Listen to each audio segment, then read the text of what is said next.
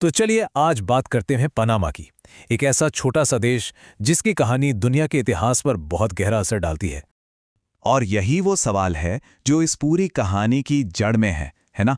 आखिर कैसे जमीन के इस छोटे से टुकड़े ने दुनिया के नक्शे को हमेशा हमेशा के लिए एक नया रूप दे दिया? चलिए पता लगाते हैं।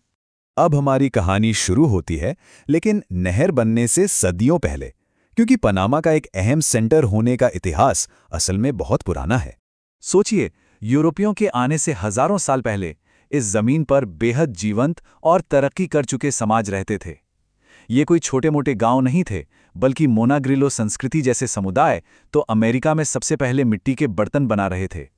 उनके बनाए हुए व्यापार के रास्ते पूरे इलाके में फैले हुए थे, जो ये बताता है कि ये जगह हमेशा से ही दुनिया को जोड़ने का एक केंद्र रही है। और फिर स्पेनिश आ गए और यहाँ का पूरा नक्शा ही तेजी से बदल गया। मतलब सिर्फ 20 साल के अंदर ये स्वदेशी चौराहा एक औपनिवेशिक खजाने में तब्दील हो गया।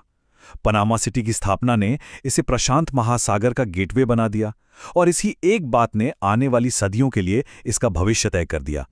चलिए अब सीधे 19वीं सदी में चलते हैं। इस दौर में कैलिफोर्निया गोल्ड रश जैसी घटनाओं ने दुनिया का ध्यान एक बार फिर पनामा की तरफ खींचा। लेकिन इस बार मकसद कुछ और था। ये रेलवे सच में एक गेम चेंजर था। आप सोचिए, जो सफर पहले हफ्तों में होता था वो अटलांटिक से प्रशांत तक अब बस कुछ घंटों में पूरा हो रहा था। लेकिन इसके साथ एक और चीज हुई, बड़ी तादाद में विदेशी लोग यहां आने लगे, और इसी वजह से स्थानीय लोगों और इन नए आने वालों के बीच टेंशन भी तेजी से बढ़ने लगी। कहते हैं ना कि इतिहास की बड़ी बड़ी घटनाएं अक्सर एक छोटी सी चिंगारी से शुरू होती हैं। बस यहां भी कुछ ऐसा ही हुआ। मामला एक तरबूज की चोरी का था, जो देखते ही देखते एक बड़े हिंसक दंगे में बदल गया। ये घटना दिखाती है कि उस वक्त जमीन पर तनाव कितना ज्यादा था। और मजे की बात देखिए, एक ही घटना लेकिन कहानियां दो बिल्कुल अलग। पनामा के लोगों के लिए ये बेइज्जती का मामला था, वहीं अमेरिका ने इसे अपने नागरिकों पर हमला बता दिया, और इसी घटना को आधार बनाकर अमेरिका ने 1846 की एक पुरानी संधि के तहत यहां अपनी मिलिट्री भेजने का रास्ता साफ कर लिया। और अब आता है कहानी का वो मोड़ जहां एक नहर बनाने की जिद ने सीधे सीधे एक पूरे देश को जन्म दे दिया, जिसका नाम था पनामा।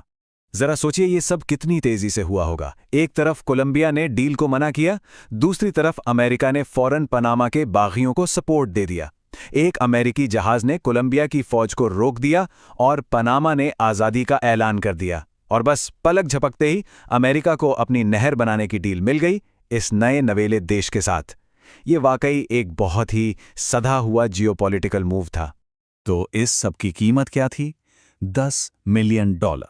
ये वो कीमत थी जो अमेरिका ने दुनिया के सबसे अहम समुद्री रास्ते पर हमेशा के लिए कंट्रोल पाने के लिए चुकाई। इस एक सौदे ने अमेरिका को एक ग्लोबल पावर बना दिया और पनामा को दी एक नई लेकिन बहुत ही मुश्किलों भरी शुरुआत। हाँ, ये नहर बनाना इंजीनियरिंग का एक कमाल तो था ही।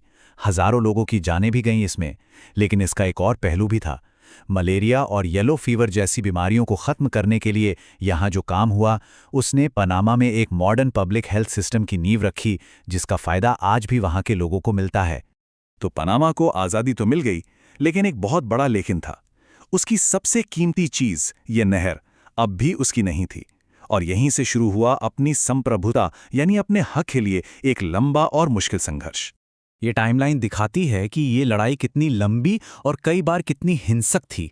खासकर 1964 के शहीद दिवस दंगे एक बहुत बड़ा टर्निंग पॉइंट थे, जब पनामा के छात्रों ने नहर क्षेत्र में अपना झंडा फहराने की कोशिश की और हिंसा भड़क गई। तो उस घटना ने पूरी दुनिया को दिखा दिया कि पनामा के लोग अपने हक के लिए कितने सीरियस हैं। और फिर दशकों के इंतजार के बाद आई ये डिप्लोमेटिक जीत। इन संधियों ने आखिरकार नहर को वापस पनामा को सौंपने का एक साफ और पक्का रास्ता बना दिया। ये एक ऐसा शांतिपूर्ण हल था जिसने दशकों के तनाव को खत्म कर दिया। लेकिन नहर मिलने से ठीक पहले पनामा को एक और मुश्किल दौर से गुजरना पड़ा। ये दौर था जनरल मैनुअल नोरिएगा का। उसकी तानाशाही, भ्रष्टाचार और अमेरिका से बिगड़ते रिश्ते, इन सबका अंत 1989 में अमेरिकी हमले के साथ हुआ। ये पनामा के इतिहास का एक और बहुत ही नाटकीय और हिंसक पन्ना था। चलिए अब कहानी को आज के समय में लेकर आते हैं। जब नहर पूरी तरह पनामा की हो गई तो उसके बाद क्या हुआ?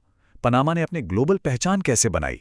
नोरिएगा के जाने के बाद पनामा वापस लोकतंत्र की पटरी पर लौट आया और यही राजनीतिक स्थिरता बहुत जरूरी थी ताकि वो अपनी नहर को अच्छे से मैनेज कर सके और अपनी अर्थव्यवस्था को आगे बढ़ा सके। नहर हमारी है ये सिर्फ 3 शब्द नहीं है, ये एक एहसास है, एक पूरी पीढ़ी की भावना है। ये उस ऐतिहासिक पल का प्रतीक है जब पनामा ने आखिरकार अपनी किस्मत का कंट्रोल अपने हाथों में ले लिया था। ये एक सदी लंबे संघर्ष की एक शानदार जीत थी। तो ये हमें आज के एक अहम सवाल पर लाकर छोड़ता है। पनामा ने अपना सबसे बड़ा सपना तो पूरा कर लिया, लेकिन 21वीं सदी में एक ग्लोबल ट्रेड हब बने रहने की अपनी अलग चुनौतियां हैं। बढ़ती हुई आर्थिक प्रतियोगिता से लेकर क्लाइमेट चेंज के खतरों तक। अब पनामा की कहानी का अगला अध्याय क्या होगा, ये तो खैर वक्त ही बताएगा।